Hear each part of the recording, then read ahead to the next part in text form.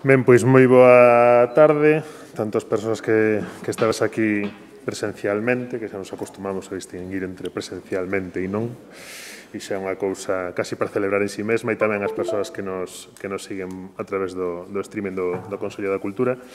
Ben, pois como xa se dixo, vimos dun ano de aniversario, non sei se de celebración, se de conmemoración dos 40 anos da autonomía galega, e agora imos a unha serie de efemérides, non? E de celebracións e de conmemoracións de todo o que veu inmediatamente despois do Estatuto, e cítanos hoxe aquí o Consello da Cultura para debater sobre uns anos que foron clave para a cultura galega, en tanto en canto se pasou do activismo da clandestinidade, digamos, da guerra de guerrillas tamén nos concellos, tamén a nivel veciñal, a nivel moitas veces casi individual, a estruturar todo o que ten que ver coas institucións da cultura galega vinculadas á autonomía e tamén coa súa relación con institucións que estaban xa antes e que de alguma maneira se integraron no que despois foi un sistema novo en torno á autonomía. Foron anos de creación de entidades e de institucións fundamentais, como o propio Consello, xa o comentaba a Presidenta hai un momento, tamén de aprobación de leis que marcaron a realidade da cultura galega nos seguintes anos, dende a Lei de Normalización Lingüística ata a propia creación, por exemplo, dos medios públicos de comunicación. E hoxe o que se nos formula é un debate entre persoas que o viviron, que o estudaron, que o traballaron, para preguntarnos até que punto conseguiron esas institucións, esas normas, esas estruturas, a misión da defensa e promoción dos valores culturais do pobo galego, a súa misión estatutaria e fundacional, se os obxectivos seguen ou non vixentes, se hai que renovalos, se hai que reformulalos, se hai materias pendentes 40 anos despois. Para falar de todo iso, temos presencialmente dúas persoas, virtualmente unha terceira. Está con nós, empezo por quen está virtualmente, Luis Álvarez Pousa, profesor de xornalismo especializado xubilado da Universidade de Santiago, pero tamén un xornalista de moi longa traxectoria, unha persoa que leva analizado moito todo o que ten que ver coa vida social e política galega e estudado en profundidade, e que hoxe tamén nos pode achegar de primeira man como foron dende o ámbito institucional o nacemento dos primeiros rudimentos do que acabou sendo o tecido institucional da cultura galega na autonomía. E xa aquí presencialmente está a miña esquerda María Xosé Porteiro, que xa se dicía antes, viviuno no municipalismo, viviuno tamén como xornalista, antes contándolle aos galegos e as galegas que era o que estaba sucedendo, viviuno tamén dende o activismo feminista e tamén, por suposto, como xornalista e escritora, co cal unha combinación de perspectivas que vai ser sen dúbida moi interesante. E a miña dereita está Marcos Lorenzo, que como no ámbito da xestión cultural, agora técnico de cultura no Concello de Ferrol, pero tamén dentro do ámbito docente, tamén dentro do ámbito da investigación, temos aquí xa só a cronoloxía que nos achegas, unha bagaxe ben importante do que foron estes 40 anos. Entón, se che parece, Marcos, doche ti primeiro a palabra, iniciamos esa primeira cronoloxía para chegarmos, tamén a resposta a algunha desas preguntas que se nos formulaban, ata que puntos esos obxectivos están logrados, ata que punto de materias pendentes, falamos de orzamentos, falamos de visión política, falamos de idioma, falamos de planificación, de moitas cousas que seguro que nos vas a responder. Vale, pois moitísimas gracias, David, pola presentación. Gracias a todas as persoas que estades neste salón de forma presencial, neste salón de actos, as persoas que nos seguides virtualmente, as compañeras de mesa e ao Consello de Cultura por organizar estas xornadas. Vou ver se as instruccións que me deron antes de como combinar... Sí. No. Este PDF non, o outro PDF. Sí, o outro.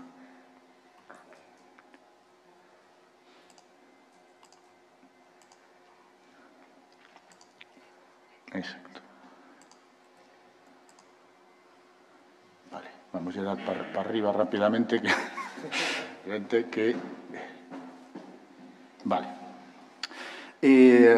Bueno, eu parto dunha consideración, toda a miña exposición terá, digamos, no trasfondo esta consideración, que é que non dispoñemos dun discurso ou dun coñecemento ben articulado e consolidado do que sucedeu no eido cultural autonómico nestes 40 anos.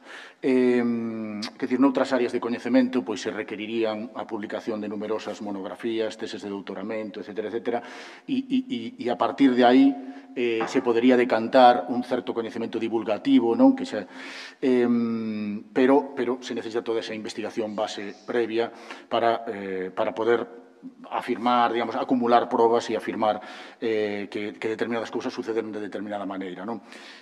Aquí, a verdade, digamos, para avaliar un pouco que sucedeu en canto a políticas culturais, bueno, para estes 40 anos, en termos académicos non temos ningunha publicación en este sentido.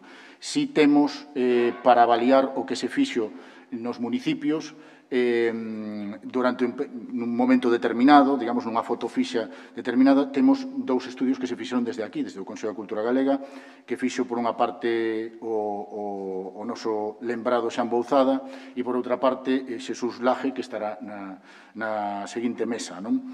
Eran, o estudio dirixido por Xan Bouzada eran as políticas culturais nas 7 principais cidades galegas, onde el, basicamente, analizaba orzamentos, persoal, equipamentos e programacións, e o estudio que coordinou Xesús Laje levaba por título a situación sociocultural dos concellos galegos de menos de 50.000 habitantes. Este estudio de Xesús Laje é de 2011, o de Xan Bouzada é de, se non me equivoco, non o teño anotado aquí, creo que era de 2007. Bueno, pois, eso é, digamos, a bagaxe investigadora que hoxe por hoxe temos.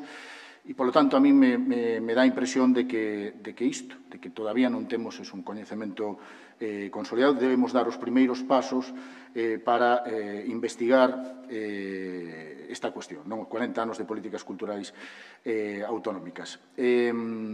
Entón, digamos, a mí o que se me ocurriu para preparar para esta intervención de hoxe, pois ten un componente de xogo e ten un componente de work in progress, é dicir, a mí me gustaría que isto poidese, de algún modo, desencadenar unha futura investigación que creo que necesariamente ten que ser colectiva. Teñen que concurrir diferentes perspectivas de diferentes sectores, de diferentes momentos históricos, etc., para poder, xa digo, elaborar un relato que nos poida parecer verosímil. Entón, eu, simplemente, o que fixen, tedes, as persoas que estades aquí na sala, probablemente tedes un papeliño onde aparece un listado de fitos significativos, que as súas datas, das políticas culturais nestes 40 anos. Dentro destes fitos aparecen as cuestións legislativas, todas as leis e decretos que se foron aprobando. Tamén aparecen algúns proxectos salientables, aparece o nacemento, digamos, de determinadas institucións autonómicas e organismos, aparece tamén cando xurdiron determinadas organizacións profesionais e temos, a súa vez, cales eran os gobernos, digamos, que estaban en cada momento na Xunta de Galicia. Entón, bueno, é un primeiro exercicio que, evidentemente, non pode ser exhaustivo, é a miña mirada, polo tanto, estes fitos seguro teñen un nesgo, sexa un nesgo ideolóxico, sexa un nesgo do período histórico que eu coñezo máis, que son os últimos 15, 20 anos, non o anterior. Seguro que hai algún nesgo de tipo disciplinar, porque teño máis coñecemento do que sucedeu en determinados sectores que noutros, e por eso eu creo que isto deberá enriquecerse e completarse cun traballo colectivo. Ben, e agora vou intentar, pero non está a compañeira, iba a intentar, a ver, eu teño, digamos, para isto o que fixen foi unha liña de tempo, non? Hai unha aplicación informática, digamos, que nos permite agora ir colocando no tempo determinados sucesos, non? Pasa que agora non vexo moito a forma de compartila con vos. Quería compartila para que podesedes botarlle un ollo, pero a ver se son capaz. Está, bueno, aquí está. Fixen esta liña de tempo que arranca ca Constitución Española, evidentemente se podería empezar antes cos movimentos asociativos da cultura, anos 60, anos 70, pero, bueno, neste caso, digamos, arranquei esta liña de tempo ca ca definición do marco competencial e do marco legal da cultura e distribución de competencias entre as diferentes administracións públicas. Entón, nace, xa digo, ca Constitución española, no artigo 148 se recollen as competencias culturais das comunidades autónomas. Simplemente a modo de curiosidade para que vexades como fun armando isto, hai fichas que están a diferentes cores, porque nuns casos se trata, neste caso máis vermello, pois de quen gobernaba naquela altura, no caso azul, de fondo azul, legislación, no caso de fondo branco é o nacemento de organizacións profesionais, vedes que a primeira, se non me equivoco, sería a Asociación de Escritores en Lingua Galega no ano 80, e, aquí, en total, digamos, identifiquei algo máis de 50 fitos, alrededor de 55 fitos. Aquí temos todos no 83, que foi un ano importante, pois a creación do Consello da Cultura Galega, a creación da Asociación Galega de Editores, a constitución do Consello Galego de Museos, no 84, despois falará Luís da creación do Centro Dramático Galego, creación da CRTVG no 85, importante a Lei de Bases de Réxime Local, onde se recollen as competencias culturais dos municipios, etcétera, etcétera. En fin, pois toda esta información a tedes no papel que vos acabo de entregar, recollida de outra maneira. E, en fin, unha vez que poiden armar, digamos, esta liña de tempo, o seguinte paso, pois foi xogar un pouco con esa liña de tempo a ver que nos decía.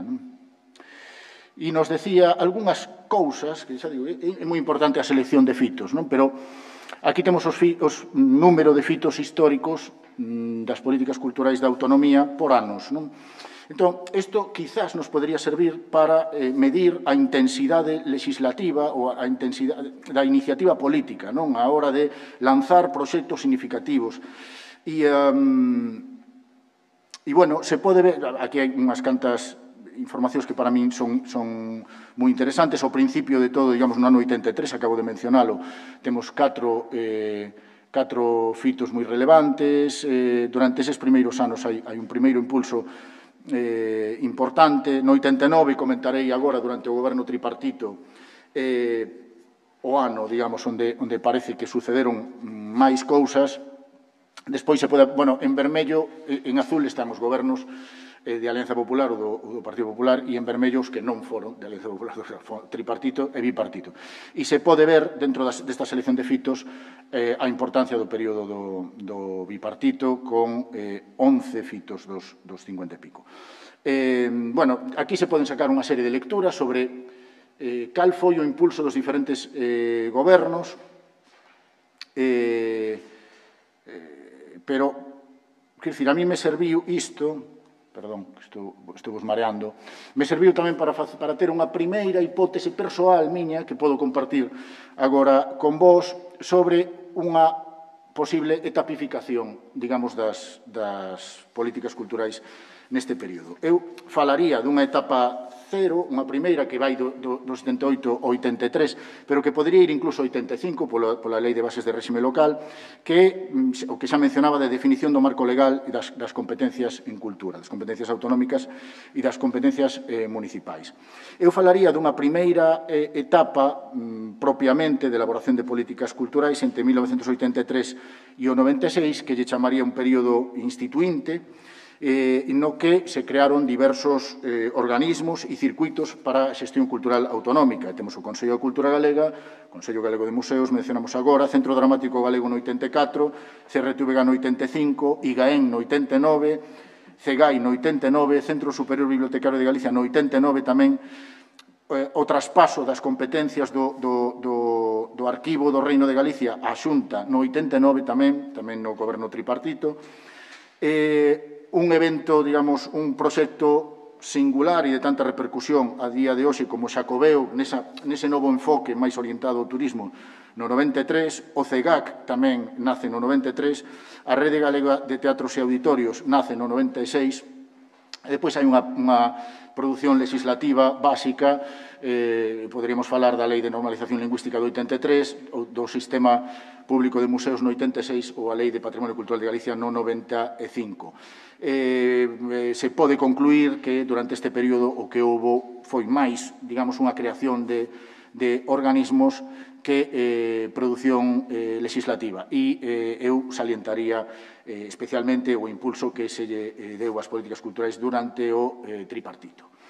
A etapa 2, que eu aquí denomino como de estancamento e de visión instrumental, digo estancamento porque, a diferencia de etapas anteriores e posteriores, digamos, entre o 96 e o 2005, que coincide ca Consellería de Pérez Varela, só encontrei 3 fitos en 9 anos, que sería a Lei do Audiovisual de Galicia, a creación da Fundación Cidade da Cultura de Galicia, ambas no 99, e a creación da ESAD, da Escola Superior de Arte Dramática, en 2005. Neste período, digamos, o audiovisual pasa a ter a consideración de sector estratégico para Galicia. Hai unha certa aposta, como sabemos todas e todos, megalómana polas infraestructuras. Aí está a cuestión da Cidade da Cultura de Galicia. Por outra parte, semellante do que estaba sucedendo noutros territorios, onde se puxo de moda esta arquitectura emblemática para poñer as cidades ou os territorios nos mapas. E aí temos o Guggenheim, que foi inaugurado no 97, ou temos grandes eventos como as Olimpiadas de Barcelona, a Expo de Sevilla do 92, o propio Xacobeo, o macroproxecto turístico do Xacobeo do 93. Tamén hai unha concepción aí que, bueno, habería que ver cal é a orixe, pero que en todo caso se estaba producindo en toda Europa, en parte vindo por influencia australiana e en parte pola terceira vía de Tony Blair, que a cultura e a creatividade ao servicio da economía, da dinamización económica, do turismo e do desenvolvemento territorial. E quizás esa sexa a idea forza dese período. E tamén, eso, ten moita relevancia a preocupación pola imaxe de Galicia, tamén a cuestión do audiovisual, a aposta polo audiovisual, non? Pero a preocupación pola imaxe de Galicia, polo marketing territorial, non? E tamén polo marketing político.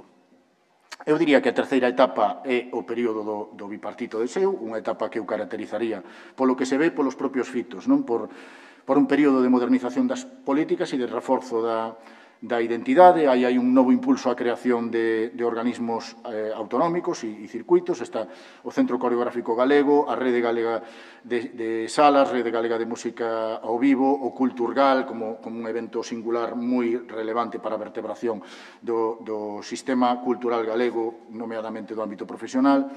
A AGADIC, ese novo enfoque que se lle deu ao IGAEN, ou a propia Axencia Galega de Audiovisual que comentábamos antes e que dirixiu Manuel González.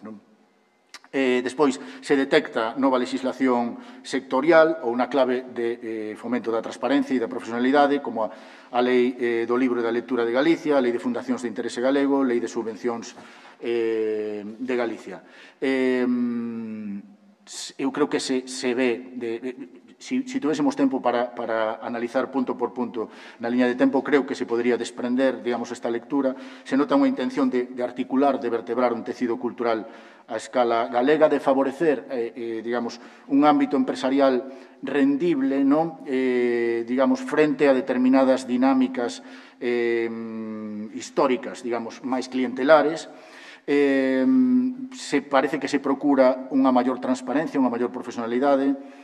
Tamén, digamos, polo feito de que se asina nese período un convenio co Observatorio da Cultura Galega, daqui do Consello, para editar anuarios estatísticos ou, por exemplo, mediante a elaboración dun plan estratégico das artes escénicas que, infelizmente, co cambio de goberno non foi implementado. Hai outras medidas de promoción exterior, como o Galician Tunes, ou a participación na Feira da Habana, aquela dos mojitos que foi tan ridiculizada, non? E que tan salvaxemente criticada por algún medio, pero que mostra unha vontade de proxección exterior da cultura galega que quizás agora votaríamos de menos. Desto se podería falar, non? Das exportacións de bens e servizos culturais en Galicia, dos niveis tan baixos que temos a día de hoxe. E digo, ambos proxectos, no Galicia en Tunes ou a participación na Feira da Habana, non os incluín na liña de tempo, pero creo que merecen ser citados e, polo tanto, digamos, para min, este período sería... Habería unha visión máis centrada na cultura de seu, porque quizás o período anterior sería unha visión máis instrumental, a cultura ao servicio da economía, non? E probablemente unha visión máis ampla, máis ambiciosa e máis moderna.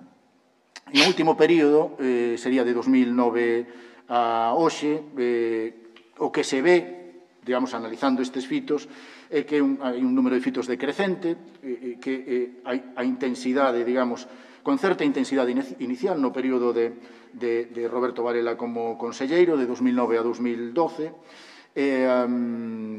onde se inaugura a Cidade da Cultura, se aproba a Lei dos Medios Públicos de Comunicación Audiovisual de Galicia e a Lei de Bibliotecas. Bueno, neste período se redacta o primeiro convenio colectivo, pero eu non sei, sinceramente, descoñezo hasta que punto a Xunta puido ter algún papel, ou foi un traballo autónomo aí, Quique Costas nos pode falar perfectísimamente disto máis tarde, ou foi un traballo, digamos, entre patronal e sindicatos, entre agentes sociais, non? Despois veu, digamos, o período a Consellería de Xusús Vázquez, de 2012 a 2015, xa se ve claramente unha ralentización da iniciativa política. Neste tempo, neses 3 anos, se aproban, bueno, hai como 2 fitos, non? A Lei de Arquivos e Documentos de Galicia, bueno, e a Lei Paz Andrade. E o último período sería de 2015 á actualidade. Neste período, baixo o mandato de Román Rodríguez, pois só identificamos un fito en 6 anos, 6, 7 anos, que é algo relevante, que é a nova Lei do Patrimonio Cultural de Galicia, de 2016, pero dá a impresión, se nos fiamos por esta selección de fitos meus, de que temos unha administración prácticamente hibernada ou ralentí. Parece que desde 2009 a hoxe, fundamentalmente, o esforzo xira alrededor da Cidade da Cultura e dos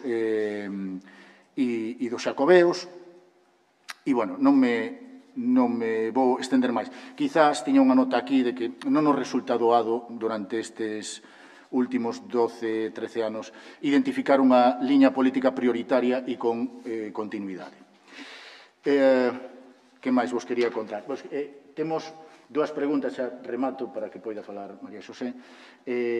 Temos 2 preguntas que para mí son relevantes e que quizás despois no período do coloquio poida, que por unha parte esta que ti xa adiantaches, si se cumpriu o obxectivo xeral que indicaba o Estatuto da defensa e promoción dos valores culturais do pobo galego, e aí, xa digo, despois, se queredes, podemos comentar sobre isto. E como estamos nunha mesa que fala sobre o proceso de institucionalización da cultura, pois tamén eu quizás me preguntaría para o coloquio se chegou a completar ese proceso de institucionalización ou se ainda queda bastante traballo por facer. Deixasme un segundo, David, que mire se tiña algunha cousa relevante que compartir. Non foi falta. Bueno, deixarei. Ben, pois grazas, Marcos, retomamos, porque efectivamente esas preguntas eu creo que van ser transversais, non, a toda a sesión.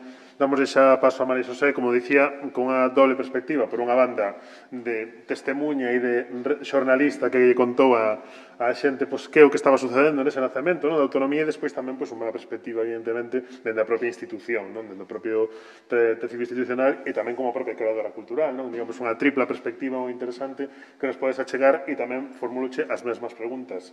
Os obxectivos que había nese momento cumpríronse, sí, non, están pendentes, compran nos outros, hai un traballo por facer, pois unha serie de preguntas e seguro que tamén nos podes formular algunha outra. Moitísimas grazas pola oportunidade de participar e de participar sobre todo nun debate que do punto de vista persoal e do punto de vista de cidadá me interesan extraordinariamente. Grazas, Dolores, grazas, Presidenta, grazas á Comisión.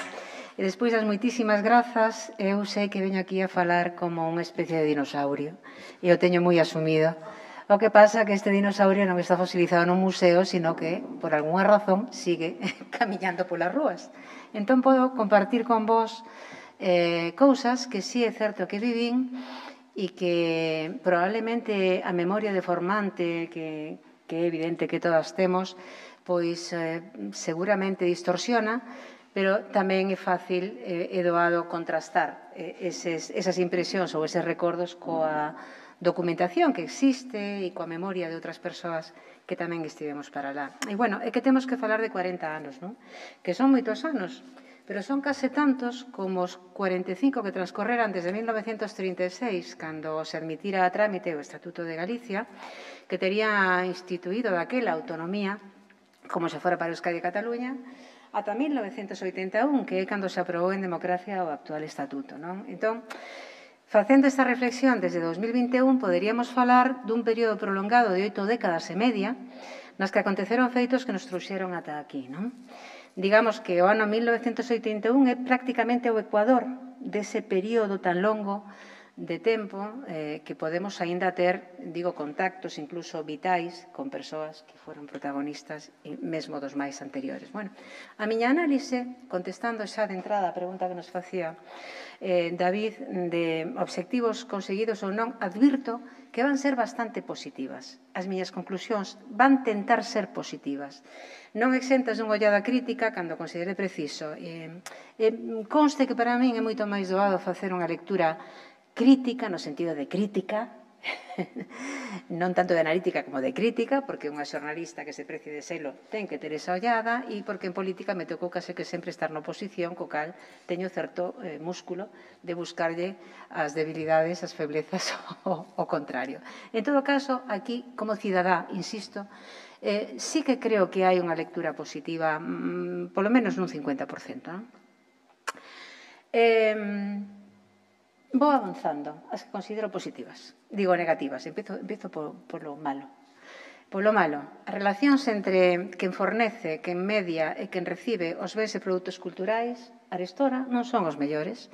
Nun sistema onde segue presente unha intención clientelar, se as vemos de enriba a embaixo. E isto produce, desde o meu punto de vista, unha doada desmovilización perante unha circunstancia que se convertiu en estructural, non?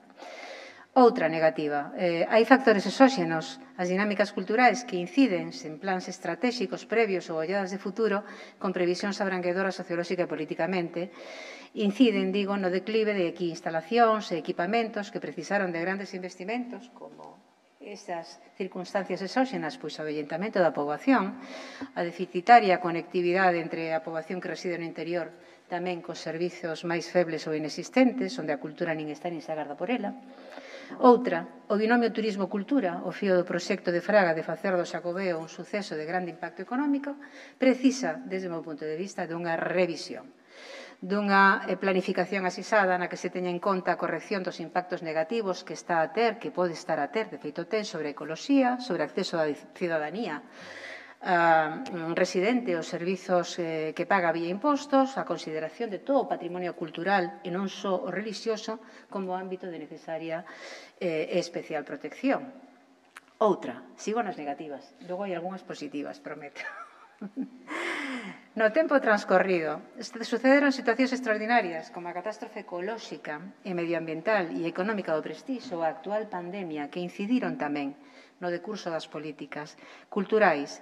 Sen intervención, porén, dos gobernos central e europeo, o sector cultural galego caería en picado de ter que fornecerse dos recursos propios que nos xeneramos. Logo, non podemos ignorar que estamos, xa o sabemos, non? Inmersos nunha trama na que por nós sós non podemos subsistir. E prodúceme desacougo, pero quería compartilo. Negativa, os grandes equipamentos culturais dos que a Cidade da Cultura de Galicia é o máximo expoñente de falta de proxecto, enormes investimentos e difícil mantemento non fixeron cambiar a percepción política de que obras non sempre son amores, sino que deberían ser boas razóns ou atender a boas razóns. E sigue pendiente un debate que aclare e quite conclusións en positivo de cara ao futuro das instalacións que medraron ao abeiro da febre megalómana que desenvolveu o xa citado Xacobeo. Segue sen haber consenso, outra máis tamén negativa, político entre as demandas da Galicia máis urbana con concellos gobernados históricamente por maiorías de esquerda e ou nacionalista e a Galicia autonómica onde estas forzas gobernaron somentes durante unha legislatura e media en todo este longo período de 40 anos de autonomía. Hai unha bipolaridade evidente. no voto das galegas e dos galegos que repercute dunha maneira contradictoria á hora de determinar políticas con acordo e con estabilidade. Outra negativa. Segue pendente ese mesmo debate para rendibilizar entre as propias localidades ou municipios onde vive a maior parte da poboación urbanas, para que a competencia histórica que existe entre elas se convirta nunha colaboración, nun saber que compartimos fins comuns, porque evidentemente hai unha competencia non sempre leal entre, insisto, os diferentes gobernos e, bueno, para min un caso moi paradigmático do necesaria que é a boa relación entre, neste caso, o goberno da Xunta e un goberno local, vou citar o da miña cidade, como pode ser Vigo, é o Museo do Mar de Galicia, que é unha infraestructura espectacular que ninguén sabe moi ben como se goberna, para que sirve, nin que realmente que obxectivos ten. Porque hai unha competencia que non permite que eso chegue, por certo, a bo porto. Outra iniciativa fracasada foi, neste mesmo aspecto do que podría ser os servizos culturais, a área metropolitana do sur da provincia de Pontevedra, que podía ter sido unha experiencia tamén de colaboración, de sinerxias positivas, pero, bueno, imposible, parece ser, de facer rendibles estas infraestructuras, equipamentos, persoal técnico preparado, experiencia, coñecemento da realidade, posibilidade de facer cousas. Eu creo que aí hai un enorme fracaso colectivo.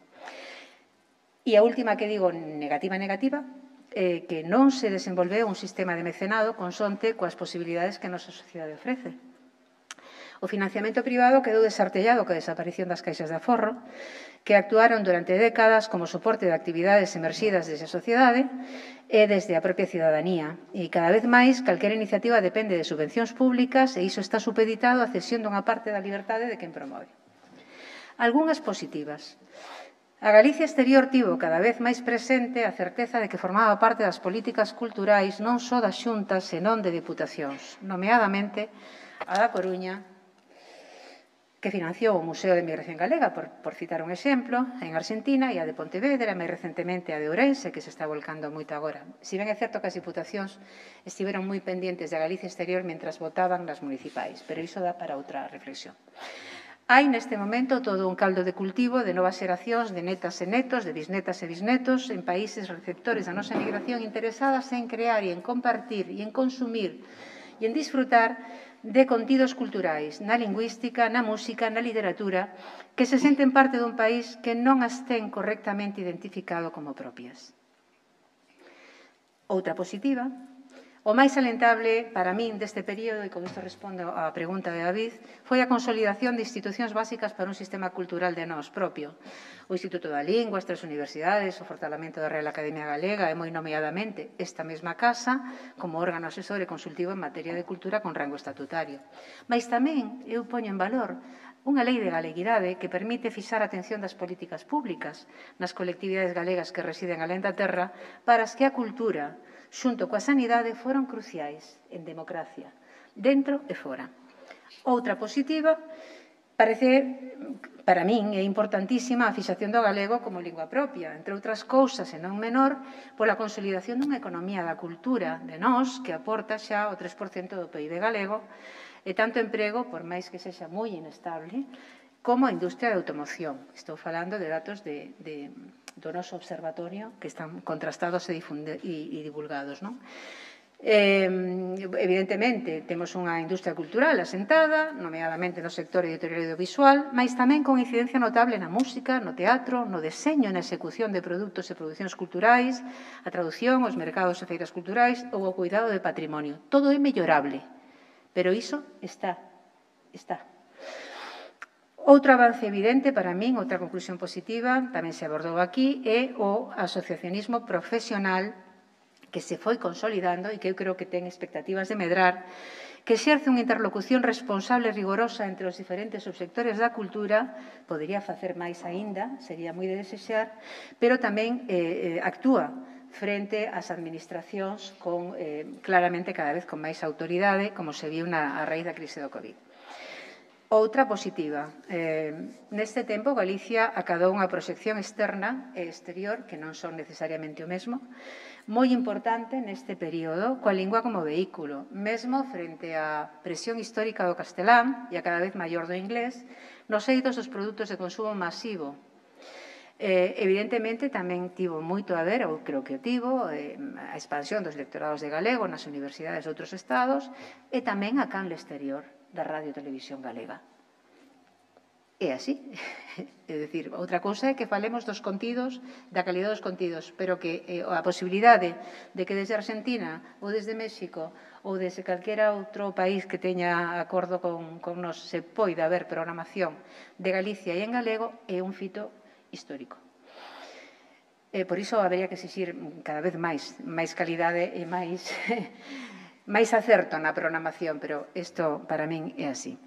Outra positiva é que, a diferencia, aquí discrepo con Marcos, pero ao mellor por unha mala información que eu poda ter, nunca, como neste período, penso eu que a cultura foi obxecto de estudo e análise. A creación do Observatorio da Cultura, como xa se dixo do Consello, demostra que sen un coñecemento riguroso e sistemático das evidencias e das tendencias, utilizando a metodoloxía estatística e comparativa e poñendo esta información a disposición da sociedade, consumidores, creadores, políticos, investigadores, teríamos unha enorme carencia e mesmo imposibilidade de chegarmos a unha reflexión como a que hoxe estamos a facer aquí. E aquí coincido totalmente con Marcos, porque deixo expreso, como a ti, agradecementos precursores da Socioloxía da Cultura en Galicia, como Xan Bouzada, colaborador dos primeiros informes desta institución e que antes de que existise esta institución xa tiña investigado, traballado, publicado informes, como tú moi ben citaches, sobre todo na súa grande teima que eran os concellos. A quen seguiron tamén as súas ensinanzas, e non podo deixar de citar a alguén que tamén citaches, Marco. Bueno, por suposto, a equipa do propio Consello que lidera Jocan Casares. Outra achega que vou citar somente unha, porque para min é como unha referencia que daría pé en sí mesma a actualizar esa información a día de hoxe, teríamos a resposta a estas xornadas, é a que realizou unha persona que ti xa falaches, Xesús Laje, con Antón Losada e con Marta Gómez, sobre a política cultural na Comunidade Autónoma Galega da Dependencia a Autonomía. Eu creo que sí hai moito traballo de análises da realidade cultural. Outra cousa é que valorásemos en que medida esa análise, esa información e ese coñecemento ten traslación nas políticas que deberían de telas en conta. E incluso traslación aos colectivos, ás persoas que traballan nos eidos da cultura en diferentes aspectos, sobre todo de xestión, para ter en conta esas realidades que nos falan de tendencias, de por que en tal sitio non se pode, como vas computar para bibliotecas se non hai, cousas deste tipo. Tamén teríamos que pensar se máis prioritario é unha biblioteca hoxe en día coa cuestión digital ou a digitalización. Hai debates por abordar. Que tempo leo, David? Quedache 10 minutos, porque agora empeza a parte o anecdotario. Creo que se espera que diga algo de plan anecdótico. Eu vou facer. Porque justamente na preautonomía e nos primeiros anos de autonomía é certo que eu tive a posibilidade de sentir, coa perspectiva do tempo, digo, como a observadora cuántica, non? Por diante do que eu estaba a facer pasaban moitísimas cousas que tiven que coñecer polo meu traballo, non? Claro, toda esa etapa comezara para min nos anos 50, non para min personalmente, sino que eu me tiven que remitir, entender e comprender que pasaba nos anos 50, e nos anos 50 pois xa había vontade de crear unha economía da cultura ao redor da cultura galega coa creación de Galaxia, pero tampouco me esquezo de que na diáspora, en Argentina, se publicaban libros en galego por parte dos exiliados republicanos e había unha vontade tamén de facer da literatura un vehículo, de literatura en galego, un vehículo identitario, pero tamén de transmisión cultural. Evidentemente, Arturo Cuadrado ou Eduardo Blanco Amor en Argentina, que ademais estiveron moi vinculados ao mundo editorial, son figuras de referencia, non? Pero tamén as emisións radiais, que se facían en moitos casos en boa medida en galego, pero desde logo sempre con temática de Galicia e con música galega que aquí estaba solamente restringida a coros e danzas de la sección femenina. o programa de Maruxa Boga en Argentina, Recordando a Galicia, un programa que recorda o que significa moi ben isto que estou dicindo. O teatro que se facía na Rúa Corrientes, nos locais da Rúa Corrientes, durante varias décadas, con obras de Galicia como argumento, e mesmo en galego. Para min é paradigmática, nesa época tamén, un pouco antes, no ano 41, a estrea en Bos Aires de Os vellos non deben namorarse. Pensade que tardou 10 anos en poderse ver aquí. 10 anos. Neses 10 anos que nos levaban de ventaxa en Argentina, estamos falando de persoas que forman parte do noso ecosistema cultural, da historia do noso sistema cultural, como Maruja Villanueva, como a propia Maruxa Boga, como non dicir de Castelao, que, bueno, dicilo é xa unha redundancia innecesaria. Tamén nas artes plásticas neses anos, anos 50, 60, América era un lugar onde os nosos creadores poideron participar de novas tendencias e dunha liberdade que aquí non tiñan. Bueno, pois, desde Maruja Mayo, Laxeiro, Mercedes Rival, Luis Seoane, Eugenio Granel, Xosé Barreiro, Díaz Pardo, tiveron nos ámbitos da emigración e do exilio, sen estaren exiliados ou seren emigrantes, pero sí porque poderon traballar ali, tiveron un lugar onde comprender e aprender o mundo con unha perspectiva máis aberta, máis libre da que a ditadura permitía, e nos trouxeron o seu capital medrado, sen dúbida, e o sementaron tamén aquí. O caso de Díaz Pardo e o seu laboratorio de formas como industria cultural, alén do libro, é verdadeiramente magnífico. Foi posible alá, con Seoane. Tamén galegos exiliados, como o autor teatral pontevedrés Xosé Ruibal, irmán da pintora Mercedes Ruibal, e primeiro en Uruguai e posteriormente en Estados Unidos, fixeron fora o que non podían facer aquí. O caso da peza teatral El hombre e la mosca, do dramaturgo de Xeve, marcou un fito na denuncia do poder totalitario e violento das ditaduras iberoamericanas, das que non se eximía a de Franco, obviamente, e que mesmo inspirou unha obra mestra da literatura universal de García Márquez, que non cito porque todo o mundo imagina que ali. Volvendo a Galicia territorial, enlazo co teatro. O teatro foi, se cadra, a arte de máis difícil expresión nos momentos previos á autonomía. Teño para min que o réxime, isto é unha impresión, non toleraba a exposición pública da cultura falada en galego, pois que era parte da súa estrategia de extinción ou de asoballamento, reservar a lingua para o privado, para o menor. Escoitar falar en galego. A lingua, de xeito oculto, a figura sobre un escenario, era unha provocación e un exemplo que eu creo que non interesaba promover, que había que evitar, porque remexería conciencias, sementaría dúbidas.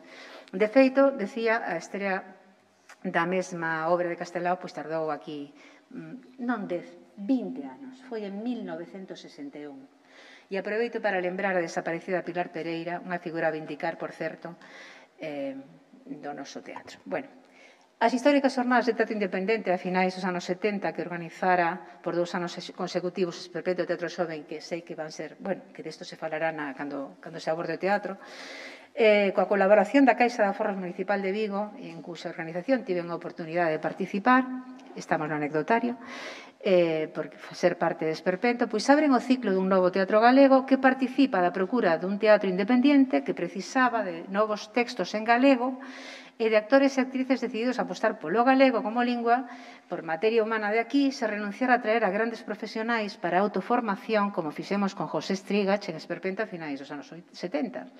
Todo era autárquico, lóxicamente. Daquela, Artello vindicaba a creación dunha sala estable para a representación dese novo teatro galego e levou a estrea de Trará Chispún na sala de Rúa Carral, que alugaron para ensaios e representacións como un feito inesquecible. Por iso valoro tanto a profesionalización dun teatro made in Galicia, o que axudou a creación do Centro Dramático Galego. As demandas de produtos en galego para a Compañía de Radio e Televisión Galega hoxe son un capital recoñecido para a nosa cultura, sobre todo as que se fixeron. Agora non se fai demasiado. Tanto no teatro como no audiovisual, con todo que estas actividades teñen a ver coa identidade, o autorrespecto, a cultura, as dinámicas económicas. Daquela tamén comenzaba a crítica teatral. En el pueblo gallego, bueno, unha persoa que eu coñezo bastante, que se chama Xosé Antonio Perozo, facía crítica teatral. Mais adiante Camilo Franco, na Voz de Galicia. É dicir, son actividades previas ás estructuras autonómicas, pero digamos que, con isto que quero significar é que a autonomía non consigue que as cousas se fagan así desde abaixo. Ten que haber no pobo, na cidadanía, un interese e unha evidencia de que esas cousas se teñen que facer, senón os políticos pois farían outras cousas, non? Na prensa daquel momento, e agora paso xa ao xornalismo, e creo que terei que ir rematando, non? Ainda que me queda moito rollo, pero paro cando ti me digas. Na prensa, daquel momento, pois facíase crítica tamén da actividade cultural. Eu lembro de ter feito unha crónica, unha reseña sobre a aparición de Rompente. E creo que se a lese hoxe non me avergoñaría demasiado, porque falaba da ruptura dos canos, eu que sei, así como moi, non? Xa, intentando entender de que iba aquilo, e eu creo que entendíamos, pero tamén dos suplementos culturais, por non falar xa do clásico La Noche, que se corresponde con outra época, pero nos anos 70, pois os suplementos de cultura, e 80, evidentemente, se abriron a toda esa emerxencia, a ese nacemento, ese agromar de actores do mundo cultural que demandaban unha política diferente, non? Política diferente, bueno, na radio, nas radios locais, con programas especificamente dedicados, pois, Xuventudes Musicais de Vigo, Enrique Macías, Os Resentidos, Suso Bahamonde, a Nova Canción Galega, persoas que estaban activos e vivos como Celso Emilio Ferreiro, que frecuentaba moito Xesús Alonso Montero, todo iso estaba pasando. O xornalismo tivo un papel moi relevante para a difusión destas novas experiencias previas ao Estatuto.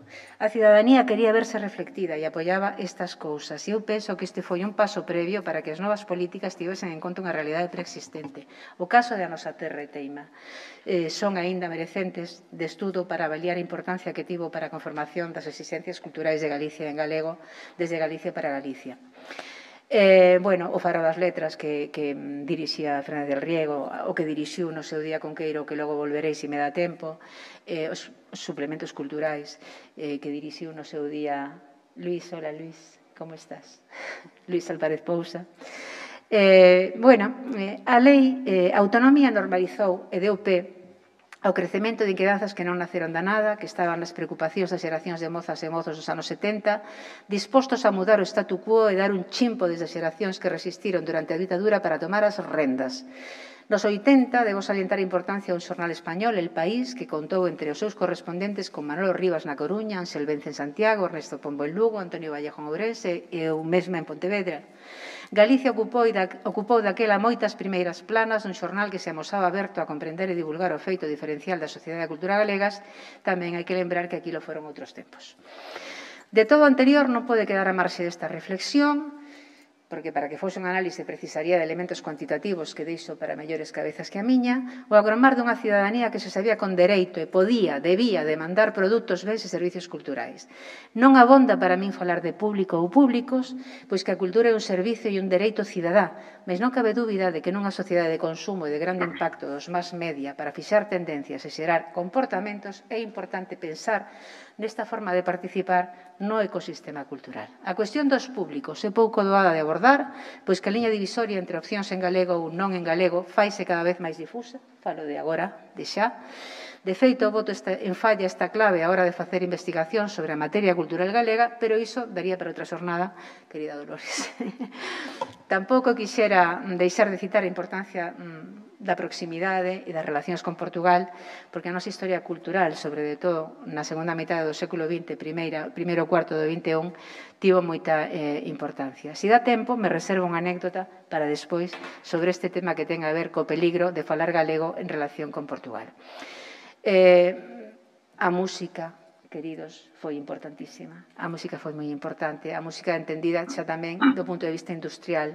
A produción musical con Rodrigo Romaní, que foi produtor das primeiras, de moitas das primeiras grabacións de música non folclórica en Galicia, o propio Viviano, Ángeles Feixóo, evidentemente, Andrés do Barro, Fuxan os ventos, moi diversa o panorama de actores na música, pero evidentemente a existencia de radios locais e xa posteriormente dunha radio galega, sen dúbida, axudou a que todo isto se constituíse como algo normalizado e que forma parte tamén da economía da cultura, pero tamén da gratificación. A falar de Galaxia, creo que xa... Sí, me dice Lori que non, que xa sabemos todos de que vai. E falar do socialismo e activismo cultural tamén sabemos de que vai.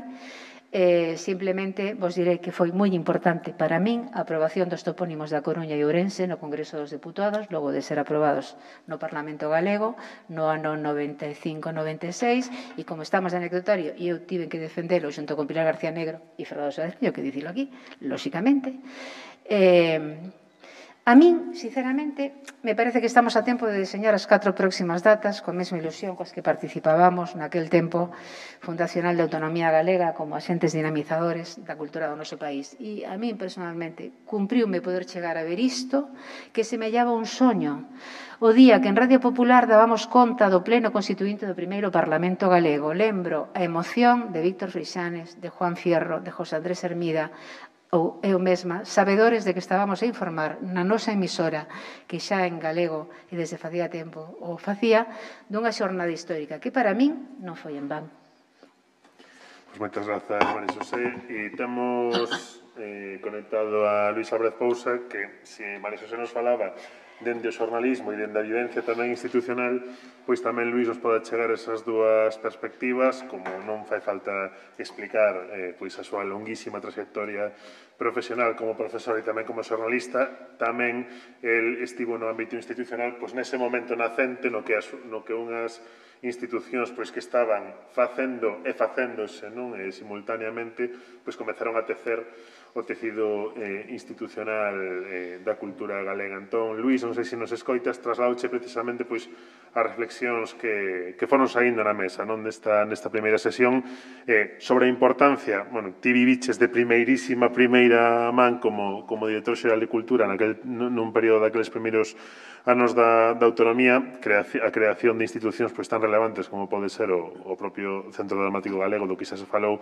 e tamén, pois, digamos, ese xermolar do que é un poder institucional galego con posibilidade de intervir no eido cultural, e tamén, por suposto, pois como analista e como relator crítico, como xornalista. Entón, trasladoche pois esas preguntas para que ti abordes, digamos, de algunha das respostas dende a perspectiva que mellor vexas, obxectivos cumpridos, obxectivos pendentes, despois de 40 anos, como sería, desde aquela nacente autonomía e desde aqueles primeiros rudimentos institucionais, non? Ben, en primeiro lugar, moitas gracias por convidarme e por permitir que poida participar a distancia, non? Por circunstancias persoais non podo estar aí presente, non? Quero me situar no contexto de aquel ano 1983, que é cando a mí me propoñen como para ser director xeral de Cultura, non? E quero, digamos, situarme nese contexto para mesmo subliñar incluso algún, digamos, un apuntamento, non? Que quero facerlle ao amigo Marcos en relación con ese, digamos, ese mapa, non? De fitos significativos culturais destes 40 anos, non? Porque entendo que el está marcando, e seguro que está perfectamente ben feito, porque el é unha persona, digamos, moi consciente, moi seria, non? A hora de facer este tipo de traballos, non? Pero tamén quixera puntualizar que, por exemplo, no ano 83, 84, 85, non? Digamos que o ano donde máis fitos, digamos, considera que existiron ou que controla, non? No ano 1983. En cambio, o ano 1984, que é cando, digamos, tomamos unha iniciativa, non? Un grupo de persoas que viñamos precisamente do movimento asociativo na clandestinidade ou na semiclandestinidade, que viñamos de traballar para poñer en movimento iniciativas que rompesen con ese corsé estrictamente que ligaba a cultura estrictamente ao que era, digamos, o literario, non? E o que era o patrimonial, pero exclusivamente desde o punto de vista, digamos, da cultura culta, non? Por así decirlo, estaba centrado na literatura, non? A resistencia foi fundamentalmente literaria, non? E de aí o movimento en torno á editorial Galaxia, momento de resistencia, de reivindicación, etc. ¿no? Nos rompemos con esa dinámica, quixemos romper con esa dinámica a partir dos anos 70, ¿no? Cando puxemos en marcha, por exemplo, as xornadas do cine en Ourense, que van facer agora 50 anos, ¿no? Ou cando se puxeron en marcha as xornadas de teatro, a Mostra de Teatro de Ribadavia, ¿no? E, nese sentido, digamos, continuada esa ruptura ou eses intentos de ruptura, ¿no? Máis que nada para facer posible a oxigenación, ¿no? Cara ao mundo actual, ao mundo daquel momento, ¿no? Da cultura galega, e tamén, digamos, fixen que fose continuidade o que, desde o punto de vista de profesional de periodismo, ¿no? Pois intentei facer, ¿no? En concreto, María Xosé, ao suplemento de cultura creado en 1979 en La Voz de Galicia, ¿no? Donde por primeira vez, digamos, se abrían digamos, canales, ¿no? De comunicación con sectores que estaban marxinados e con sectores que nese momento non estaban, digamos, visualizados porque institucionalmente, ou se se quere desde os órganos, digamos, institucionais da cultura, non se os tiña en conta, ¿no? O mundo do teatro, o mundo do cine, incluso como entramos no mundo, por exemplo, da interpretación da nova maneira de construir, da arquitectura, incluso da paisaxe, ¿no? Entendida como cultura, ¿no? Como aportación cultural e como, digamos, sinal de identidade tamén da identidade que intentábamos, digamos, que fructificase, ¿no? Porque entendíamos moi claramente a identidade como unha estrategia, non como algo definido, porque eso inevitablemente nos levaría á claustrofobia, ¿no? Intentábamos plantexármonos como un obxectivo a conseguir e que nunca se podrá acabar conseguindo de maneira definitiva, porque a identidade hai que entender en proceso, hai que entender como unha estrategia e hai que entender en proceso, de acordo precisamente cos grandes acontecementos que van marcando os cambios e transformacións no mundo da cultura, nas maneiras de crear, nas maneiras de producir, nas maneiras de difundir, nas maneiras de almacenar e nas maneiras de recibir a cultura. Porque neses anos 80, neses primeiros anos 80, estábanse a producir grandes cambios e grandes transformacións que nos facían pensar nas dificultades que podía ter unha cultura tan, digamos, infraestructurada, ¿no? Tan, digamos, carente de apoio institucional, tan marxinada, non? Mesmo por unha parte, digamos, a parte máis poderosa da sociedade galega, non? O peligro que conlevaba para esa cultura que non poderamos reforzala precisamente apropiándonos de todo aquilo que estaba sendo aproveitado noutras culturas que tiñan un Estado detrás, por exemplo, a cultura española, para facela competir coas culturas do resto do mundo, non? Nese sentido, nos entramos, eu entro nese momento na Dirección Xeral de Cultura, acababa de suprimirse a Consellería de Cultura como tal, derivado precisamente da necesidade que tiña un partido de dereitas como era o que gobernaba, que era a Alianza Popular, non? A necesidade que tiña precisamente de dar resposta ás moitísimas, digamos, interrogantes, reivindicacións, etc., que procedían da sociedade civil mínimamente organizada do punto de vista cultural e que non tiña maneira de darlle resposta satisfactoria, ¿no? Que poidera calmar, digamos, esas reivindicacións e mesmo esa componente crítica que estaba detrás delas, ¿no? Porque eso evidentemente acababa tendo consecuencias na propia imaxe política do goberno, ¿no? E nese momento está de conselleiro Filgueira Valverde, fora unha imposición de Fraga Iribarne ao goberno de Fernández Albor, pero claro, era un home moi maior, un gran polígrafo, pero evidentemente un home que estaba moi alonxado de toda ese de todo, digamos, ese ambiente, ¿no? De todo ese ámbito, ¿no? De emulsión que se estaba producindo desde os distintos, digamos, sectores e ao mesmo tempo colectivos que se estaban autoorganizando ou que viñan autoorganizándose, ¿no? Neses campos tan diversos e tan diferentes que non só estaban ligados á literatura, ao mundo do libro, senón que tamén empezaban a estarlo ligados ao mundo, digamos, das artes, ¿no? Audiovisuais, das artes escénicas, etc. ¿no? Ben, hai unha páxina que teño aquí, unha páxina de periódico, neste caso é do diario El País, ¿no? É unha páxina de publicidade na que anunciamos, baixo un gran titular que é Galicia, cultura en festa, de monte a costa no verán cultural galego, no que anunciamos toda unha programación que se levaría a cabo durante ese verán do ano 1984. E traigo isto a colación porque esta páxina, con todos os contidos de programación que conleva esta planificación, digamos, cultural para o verán de Galicia, de alguna maneira, por unha parte, quería levar a mensaxe dentro de Galicia, pero tamén fora de Galicia, dunha certa demostración de forza, ¿no?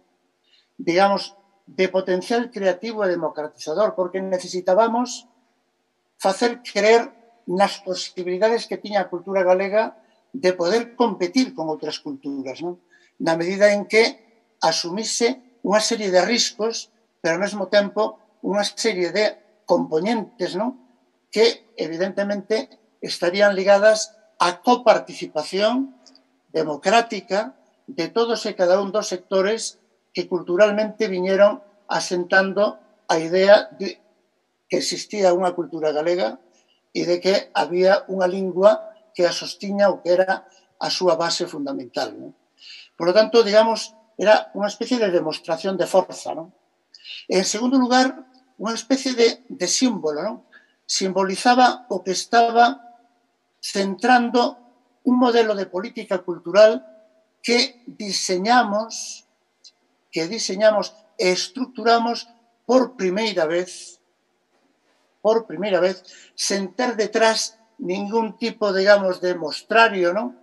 Ou ningún tipo de experiencia previa e, digamos, con ese horizonte de problemáticas que se nos viñan en riba, ¿no? Digamos que, de alguna maneira, estaba presente nesa páxina de publicidade todo aquilo que podría configurar o que nos entendíamos como unha necesaria dinámica de animación sociocultural, que tiña na Europa democrática unha forte tradición xa, pero que España, evidentemente, pola etapa do franquismo, non poidera participar en absoluto, non? Digamos, unha programación participada por entidades representativas da cultura de base, do tecido cultural galego máis dinámico e experimental, unha programación concertada con outras institucións, en concreto con concellos como de Santiago de Compostela, ao frente do cual estaba Xerardo Estévez, e aí é onde centramos unha colaboración estreita en relación co que se denominaron os encontros europeos no Camiño de Santiago, que xa aparecía tamén nesta programación anunciada nunha páxina inteira no diario El País, ou mesmo con concellos como, por exemplo, o de Ortigueira e o de Ribadavia. En Ortigueira, o Festival Folclórico, como sabedes, do mundo celta, tivera unha grande relevancia nesa etapa dos anos 70, ao frente do cual, ou por iniciativa, o que se creou por iniciativa, se levou a cabo por iniciativa da Escola de Gaitas de Ortigueira. Pero, cando eu entro na Dirección Xeral de Cultura, hai 2 anos que non se celebra. Non se celebra desde hai 2 anos porque as forzas vivas da vila, non? O propio Concello liderado por Alianza Popular, pola dereita, ve como un peligro todo o balbordo que se producía en torno a ese acontecemento cada ano. E eu o que fago é presentarme en Ortigueira para revitalizar ese festival. E porque me parecía que era sintomático, non? Que o Partido Popular, Alianza Popular, paradóxicamente no que eu era director xeral de Cultura, non quixese levar a cabo ou non quixese manter un evento, un acontecemento que tiña tal capacidade de atracción desde o punto de vista da música ligada a todo eso que entendemos polo mundo celta. ¿No?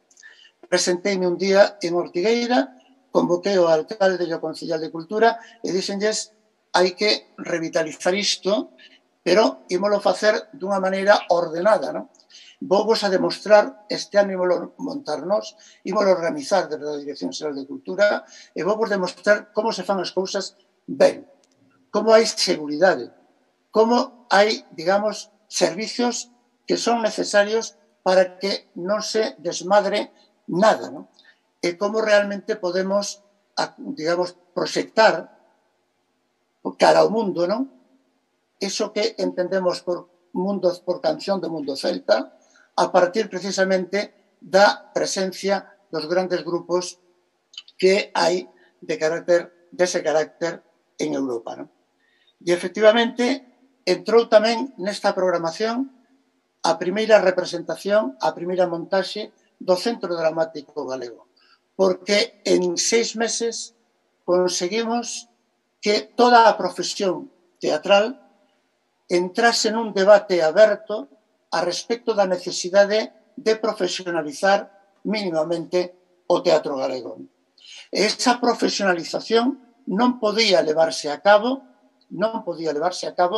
se non sen ter detrás un grande motor que consideramos que debía ser o Centro Dramático Galego. E é un centro que non iba, digamos, imitar aos grandes centros, digamos, dramáticos europeos, porque nin tiñamos recursos para conseguilo, nin por outra parte nos interesaba.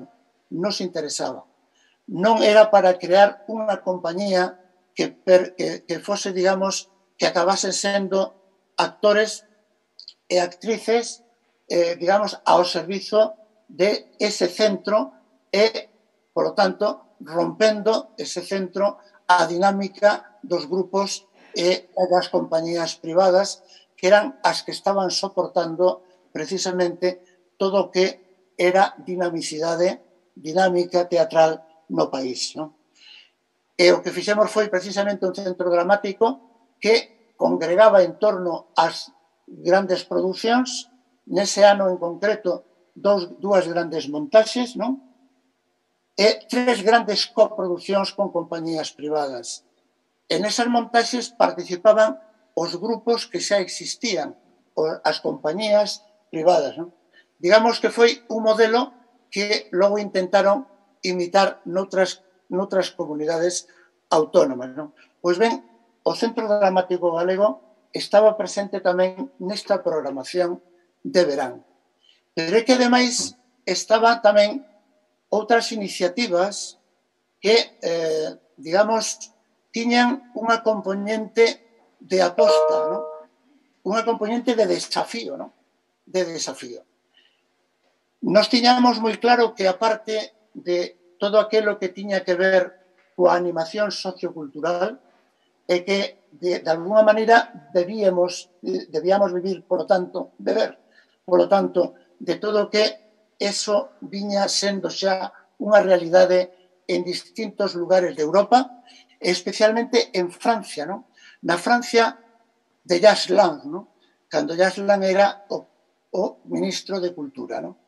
Foi unha das persoas nas que eu acabei, digamos, de alguna maneira, referenciando todo aquilo que en principio podríamos asumir na política cultural que estábamos deseñando en Galicia.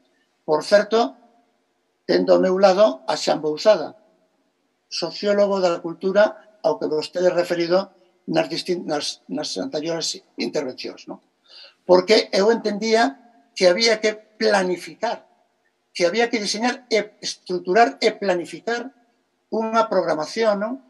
Digamos, unha política cultural que respondese a obxectivos moi claros que tiñamos que facer públicos e que fixemos públicos tanto a medio plazo como a curto prazo. Pois ben, aí estaba, neste sentido, ese desafío estaba ligado ás xornadas que celebramos en Sargadelos sobre tradición e modernidade. Porque aparte do que era a animación sociocultural, facendo que realmente todo o que existía no país poidera sentirse apoiado e poidera participar, non? Nos distintos programas que nós poderamos levar a cabo, aparte disso, nós tiñamos moi claro que había que dar un salto, non?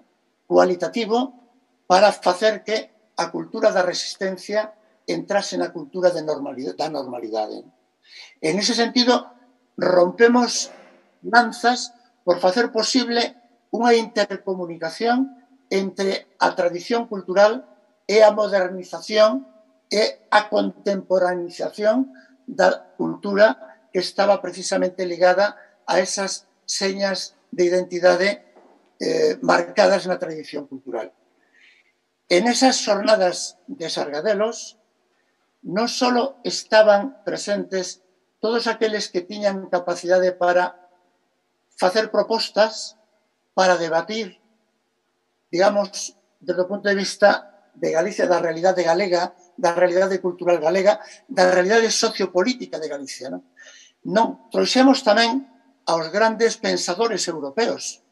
Por primeira vez, en Sargadelos, Edgar Morin dá unha conferencia, participa abertamente nos grandes debates, non?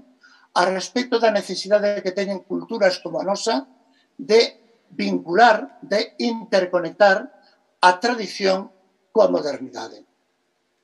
E aí temos un gran conflicto, teño eu personalmente un gran conflicto, porque inmediatamente todas as forzas vivas de Alianza Popular en Madrid se poñen en contra de que, decían, entreguemos á esquerda, non? Aos pensadores de esquerdas, aos creadores de esquerdas, aos artistas de esquerdas, toda a política cultural e os diñeiros que esa política cultural tiña, que eran, por certo, miserentos, 200 millóns das bellas pesetas, nada máis, non?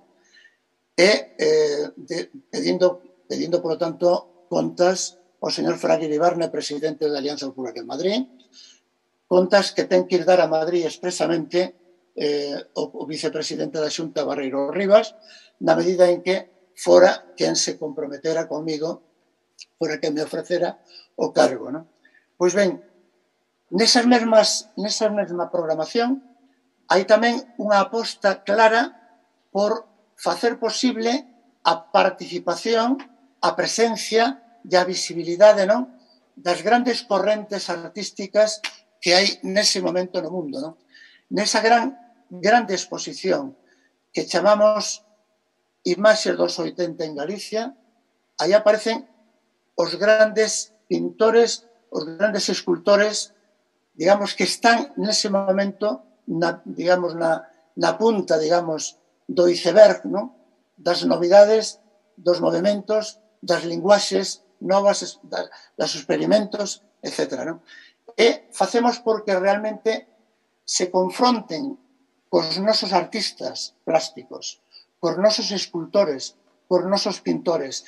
Elevamos todo eso ás plazas públicas, non?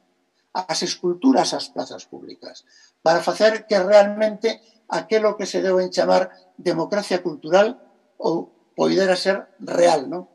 E, nese sentido, por eso decía antes, aparte disso estaban as filas do libro, en colaboración cos organismos, non?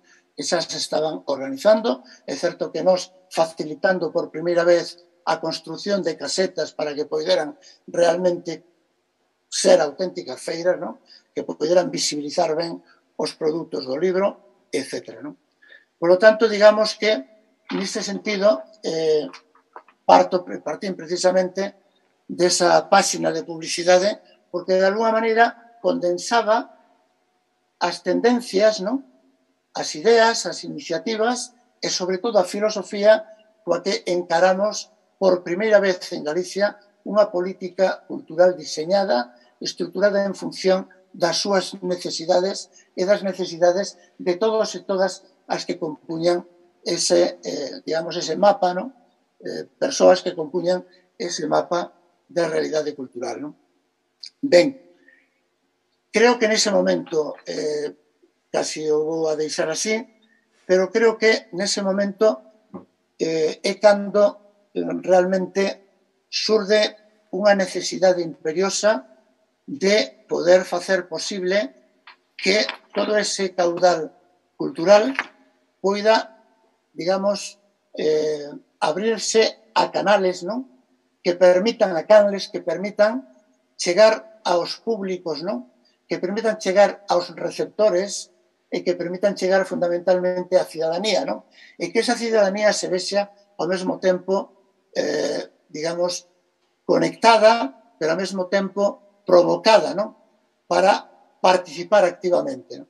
A traveso, por exemplo, da rede que intentábamos crear en torno a todo aquilo que tiña que ver coas políticas municipais de cultura, non? E como realmente non foi posible, non o conseguimos, na medida en que, digamos, en algúns deses concellos que estaban facendo, que tiñan vida cultural, vían máis, digamos, o aparato político, digamos, a propaganda política ou, se queren, os intereses políticos antes que os intereses estrictamente culturais nos que estábamos, tantos conformábamos esa Dirección Xeral de Cultura con persoas, como dixen xa ao comenzo, todas elas ligadas ou extraídas de a dinámica social e cultural que estuvo sempre ligada cos movimento asociativo no país. Ben, creo que agora mesmo, antes decía ao principio que non estaba moi de acordo con a maneira que tivo Marcos de referenciar, digamos, un pouco algo así como o calor, digamos, cultural de cada un deses anos. En función, fundamentalmente, de fitos, eu estou convencido que si foi así, digamos, si colles ese elemento como, digamos, o estándar, non? É evidente que seguramente todo eso está perfectamente ben diseñado, non? Pero eu entendo que, por exemplo, no ano 84 non soubeches, digamos, traspasar dos fitos ás iniciativas, non? Das iniciativas a capacidade, digamos, ou as dinámicas, non? Que non só acabaron creando un centro dramático galego, que efectivamente foi así, sino que tamén se acabou creando, por exemplo, o arquivo da imaxe de Galicia, non? A filmoteca, a fototeca e a videoteca, non? Con unha unidade de programación e de difusión para a cual estábamos a punto, cando tuven que dimitir, a punto de comprar unha unidade móvil que logo acabou sendo ou formando parte de todo o endamiaxe infraestructural da Televisión de Galicia, non? Ou que era o vídeo na escola, non? A primeira experiencia que tivemos, que se tivo en Galicia, de introducir na escola a imaxe, non? A través fundamentalmente do vídeo, porque era o que estaba nese momento, digamos, en auxe, non? E nós o que fixemos foi infraestructurar a 20 institutos precisamente para que, mediante un concurso público e mediante uns cursos aos que podían acudir os profesores correspondentes para convertirse en coordinadores, facilitaban precisamente que os nenos empezasen a ter contacto directo co mundo do audiovisual. Ben, digamos que hai unha serie de iniciativas que nós puxemos en marcha que ao final, algunhas delas tiveron un mal final porque houve que cortalas na medida en que nós non podemos pasar do mes número 13, houve realmente, a partir do mes número 8, aproximadamente, toda unha batería, ¿no?, de ataques contra a política cultural que levaba a cabo o director xeral de Cultura e o conselleiro de Educación, que estaba moi, digamos, alonxado de todas estas preocupacións, lonxe precisamente de apoiarnos, o que facía era precisamente polo medo que tiña a que se lle perdese o cargo, darlle facilidades a todos os que tiñan esa intención destructiva, ¿no? Ben, Luís, perdoa que te cortimos un poquinho xustos de tempo. Moitas grazas, porque ademais nos trasladaches unha foto ampla dese momento do nacemento tamén das institucións e das primeiras iniciativas, se quere, máis prácticas, non? Máis pegadas ao terreo. Antes de poder ter un minimiño espazo para o debate, había algunhas ideas apuntadas por parte de Marcos, tamén por parte de María Xosé, que danos, se non me engano, en torno a 10 minutos, non? Mais ou menos. Entón, damosvos unha quenda a cada quen antes de abrir un pequeno espazo de coloquio. Vale. Sí, bueno, respondendo a Luís, o que comenta Luís, seguro que hai... Por iso eu comentaba ao principio que era unha selección persoal, desde, evidentemente, o descoñecemento de determinadas épocas, de determinados sectores tamén, e por iso eu reclamaba que fose máis ben, digamos, utilizar a liña de tempo como unha metodoloxía para poder ser traballada colectivamente, non? Para que haxa as mínimas carencias de información posibles, non? Entón, por suposto, o sea, seguro que tens razón, Luís, non? Eu me quedaba un pouco comentar aquelas preguntas iniciais, non? De si creo que efectivamente se cumpriu este obxectivo do Estatuto e, por outra parte, se completou o proceso de institucionalización. Vou misturar un pouco ambas cuestións, non? Me parece que, se non lembro mal, porque mirei antes o dato, por non abrir o ordenador, creo que no mapa cultural de Galicia que fixo esta casa, que fixo o Consello de Cultura Galega, se falaba ou se fala de que hai 5.535 equipamentos culturais en Galicia. Entón, digo por seguir o guión de Xan Bouzada no seu estudio, de falar das infraestructuras, da programación, do persoal e do orzamento, non? Por lo tanto, dá a impresión de que as infraestructuras é un campo no que sí se avanzou suficientemente en todo este tempo. É certo que probablemente houbo un déficit de ordenación e de xerarquización dos diferentes espazos, non sempre se implantaron con racionalidade, non? Pero, bueno, queda perfectamente recollido esta cuestión da a priorización das infraestructuras na medida en que nos últimos 15 anos, 20 anos, a Xunta de Galicia ten un gasto liquidado anómalo, no sentido de que ten unha porcentaxe de gastos de capital moi anómala, moi superior á media das restantes comunidades autónomas, non? En segundo lugar, se falamos da programación, pois teño aquí a táboa, tamén vos la podo mostrar, no que irades unha táboa extraída do anuario da SGAE en Galicia, en termos xerais. Creo que só, digamos, a única excepción sería a música clásica. Pero no resto de disciplina, o sea, no resto de funcións de teatro, de danza, proxeccións de cine, etcétera, etcétera, a programación galega é inferior ao que lle corresponde en poboación. O sea, en poboación ou en PIB, digamos. Si estamos en un 5 ou 6% poboación PIB, pois andamos como un 3,2%, por tanto, a respecto das medias estatais non hai unha infraprogramación cultural, non? Outro punto, temos... Perdón, vou seguir a orde de Xan Bouzada. En canto ao persoal, a verdade é que eu non dispoño dun dato exacto, pero sí hai unha constatación, digamos, cualitativa de ser técnico de cultura, de traballar neste eido, de ver as enormes carencias de persoal cualificado que hai nos concellos e na propia Xunta de Galicia. Entón, quero dicir, eu dou como unha constatación, un lugar común compartido amplamente, non? Pois, a cuestión do gasto liquidado ou do orzamento da Xunta de Galicia. Ben, foi medrando tendencialmente ata 2009. En 2009 sufriu unha caída brusquísima, brutal, e se por entón andaba nos 160 e algo millóns de euros o gasto liquidado, agora anda nos 70 e algo, e quedou aí nunha fase meseta, quer dizer, houve unha recuperación da economía a partir da crise de 2008-2009, pero non houve unha recuperación dos orzamentos para a cultura no caso da Xunta. No caso das administracións locais sí que xa se foi recuperando un pouco. Ben, hai un certo problema, un pequeno problema, ou gran problema en canto á planificación. Quer dicir, excepto, agora se acaba de presentar o segundo plan estratégico do Gaiás. Hai poucos máis exemplos. Durante o bipartito se fixera o das artes escénicas e desafortunadamente non se chegou a implementar. Pero apenas hai planes estratégicos nin territoriais nin de equipamentos. Por lo tanto, temos un déficit de cultura organizativa e profesional neste campo. Parece que non logramos tal.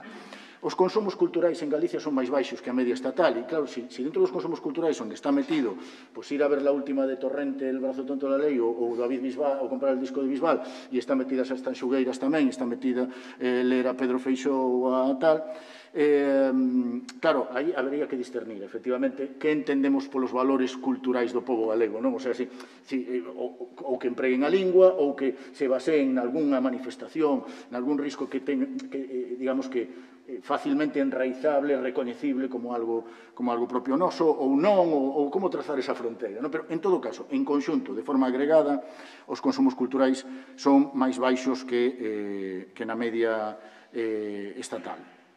Temos, nos últimos anos, medrou o emprego en cultura, e medrou notablemente, pero tamén sabemos que é intensamente precario. Entón, isto xa, digamos, nalgúnha outra charla anterior xa expliquei o porqué, agora creo que non dá demasiado tempo a deterse. Do mesmo xeito que temos máis empresas que nunca, pero son as empresas dun tamaño máis pequeno.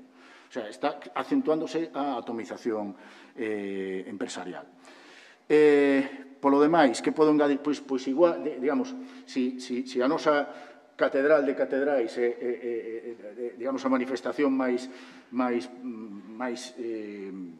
complexa e rica da cultura galega é a lingua, pois temos todos os indicadores sociolingüísticos aí para ver como vai a tendencia a evolución nas novas xeracións. Entón, isto tamén o podemos tomar como, bueno, emparentado, digamos, con como vai a cultura galega, sexa o que sexa a cultura galega, non? Pero, digamos, é un elemento, eu creo que é relevante. E, bueno, por rematar, bueno, diría que incluso escribín en Tempos Novos agora, neste mes, un pequeno artigo, non? E diría que en todo este tempo, nestes 40 anos, o que predominou de forma abrumadora foron as políticas de oferta, as políticas na que basicamente dialogan representantes políticos técnicos con empresas e artistas, e non as políticas que poñen a cidadanía no centro, non tanto o traballo de base, o traballo sociocultural, o traballo tal, que outra perspectiva, máis de democracia cultural, non tanto de democratización da cultura, e aí temos unha eiva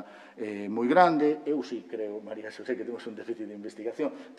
Non temos déficit na produción de datos, que o Observatorio fai un traballo magnífico, non? Pero 2, 3 estudos en 40 anos hai unha... pouquísimo, pero bueno. Se me permitides, hai unha eiva que non sei precisamente a que é debido, pero que nunca se lle deu trámite. Digo unha eiva relacionada coas competencias culturais que aparecen no Estatuto de Autonomía. E é a creación do chamado Fondo Cultural. Digamos que estamos sempre con unha... Pero, bueno, digamos que non é que se nos esquecera. Xa, recordo nos meus tempos de director xeral, xa estaba eu dándolle voltas ao tema precisamente porque non sabía nin vía por que vías podía acabar financiándose todo o que en principio pensábamos que había que facer para poñer ao día a cultura do país, non? En ese sentido, que por certo que no propuxo que de alguna maneira lle deu o nome, digamos, o propio concepto que tal como aparece no Estatuto foi Pío Cabanillas, non? Moi curioso, non? pero en realidade ninguén lle fincou o dente a esa competencia que hai que estruturar, que hai que saber realmente de que maneira, cales serían, en todo caso, as fontes de chegada ou de chegada dese diñeiro que poidera alimentar ese fondo, etc.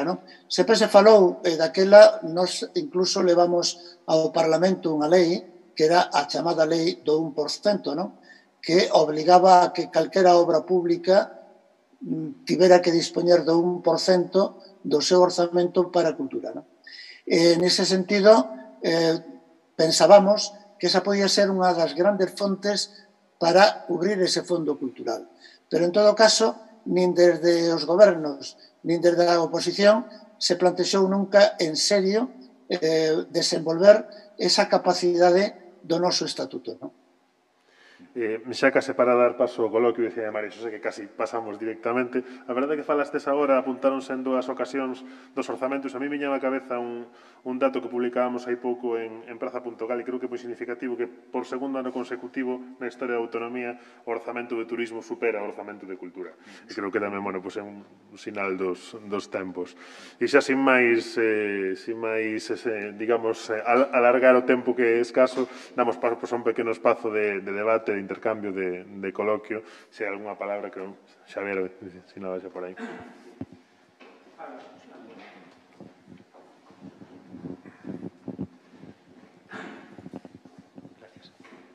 Vale,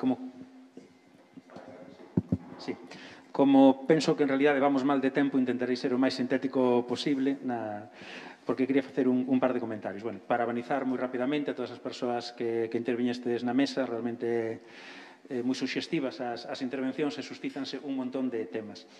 Como un pouco a xornada en sí sobre as políticas culturais no conxunto da etapa autonómica, nestes 40 anos de autonomía, creo que tamén é interesante ver aquelas cuestións que máis alá de etapas concretas ou de momentos conxunturais definen de alguna maneira ou son constantes en boa parte deses 40 anos. E falamos de políticas culturais e, por tanto, de acción política, de acción cultural desde a política. A min hai dous elementos, un deles que me suscitou a intervención de María Xosé e outro que xa traía da casa que me gustaría poñer en común. O primeiro é, se en 40 anos de autonomía, durante máis de 30 anos, goberna a dereita, é fundamental entender cales son as dinámicas e o modelo cultural da propia dereita e como evolucionan neses 40 anos.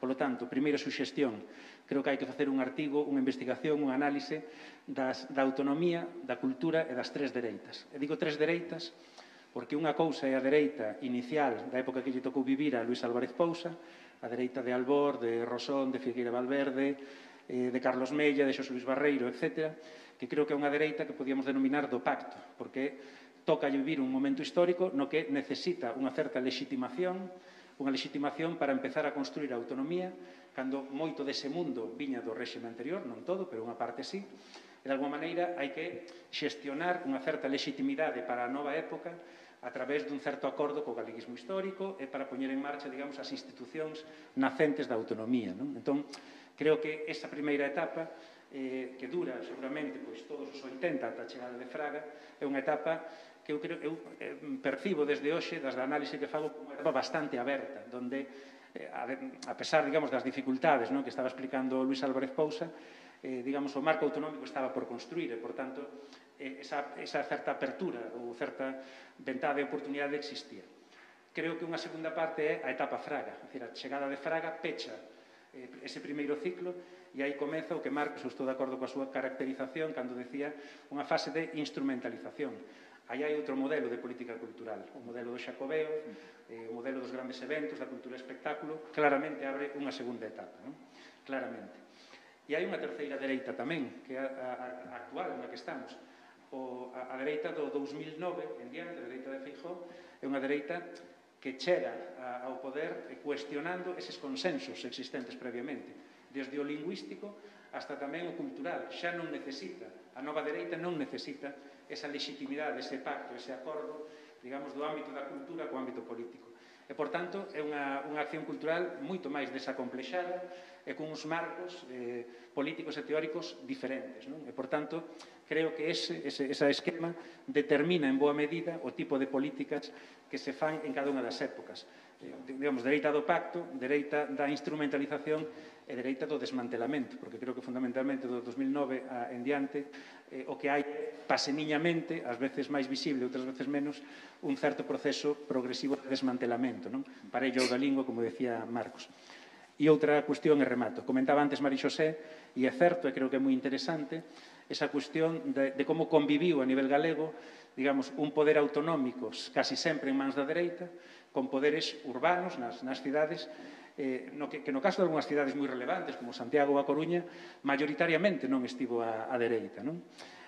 Recórdame un pouco o modelo catalán, onde o modelo da política cultural catalana é similar. Hai un modelo de Convergencia e Unió que é o modelo, digamos, da política cultural da Cataluña país, que contrasta, e ademais non hai diálogo, non hai acordo, senón que hai confrontación aberta, contrasta co modelo cultural do PSC na cidade de Barcelona e na Diputación de Barcelona. Non sei se aquí ocorreu exactamente así, creo que é un elemento tamén moi interesante para estudar, e tamén desde unha certa perspectiva autocrítica, no que nos corresponde á esquerda, tanto estatal como nacionalista, no sentido de que, sendo eso así, non sei se sempre fomos capaces de visualizar que había unha proposta de modelo cultural alternativo para o conxunto do país. Non sei se sempre fomos capaces de non caer en localismos, non caer en dinámicas, digamos, que máis que visibilizar un modelo alternativo, ao final o que trasladaban era, bueno, digamos, a min deixame xestionar o meu recuncho, non?